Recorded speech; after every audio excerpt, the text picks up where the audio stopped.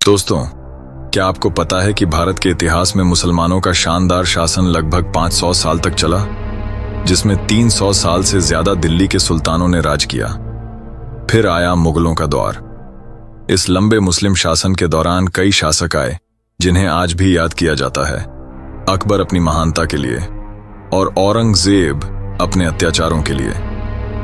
लेकिन आज हम आपको एक ऐसे शासक की कहानी सुनाने वाले हैं जो अपनी बेवकूफियों के कारण इतिहास में कुख्यात हो गया।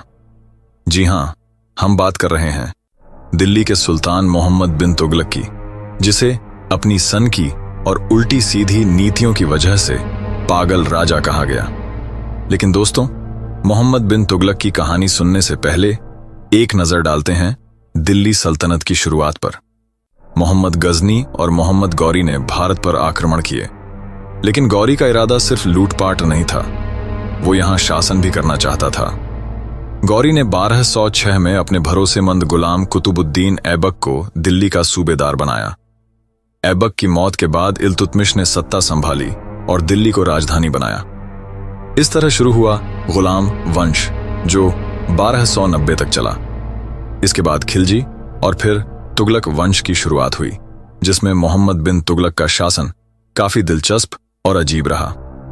अब बात करते हैं मोहम्मद बिन तुगलक के बारे में।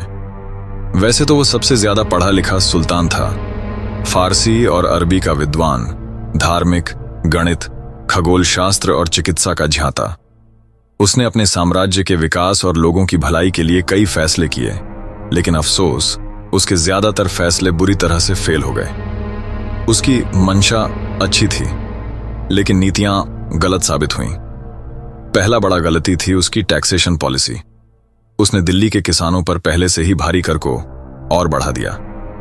नतीजा यह हुआ कि किसान खेती छोड़कर डकैत बन गए। जब सुल्तान को अपनी गलती का एहसास हुआ, उसने कर हटा दिए, लेकिन तब तक बहुत देर हो चुकी थी और लोग उसे पागल सुल्तान समझने लगे। दूसरा बड़ा फैसला था लैंड रिफॉर्म्स।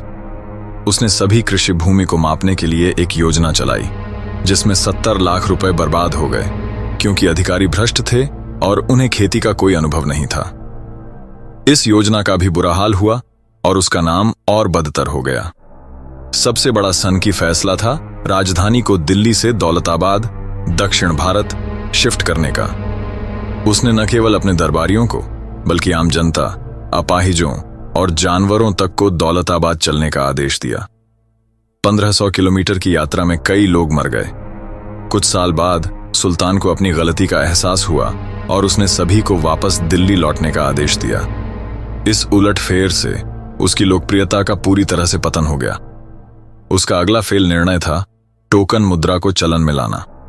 उसने तांबे के सिक्कों को सोने चांदी के सिक्कों के बराबर मान लिया, लेकिन लोग घरों में तांबे के नकली सिक्के बनाने लगे, जिससे अर्थव्यवस्था पूरी तरह से बर्बाद हो गई। दोस्तों, मोहम्मद बिन तुगलक के शासनकाल में हुए ये बेवकूफी भरे फैसले उसकी कुख्याति का कारण बने। उसकी सनक और नीतियों के चलते उसकी सत्ता कमजोर हो गई और उसे विद्रोह का सामना करना पड़ा। अंततः 1351 में उसकी मृत्यु हो गई। अगर आपको हमारी ये दिलचस्प कहानी पसंद आई हो, तो हमारे चैनल को सब्सक्राइब जरूर करें और बेल आइकन दबाना न भूलें, ताकि आपको हमारे सभी नए वीडियो की जानकारी मिल सके।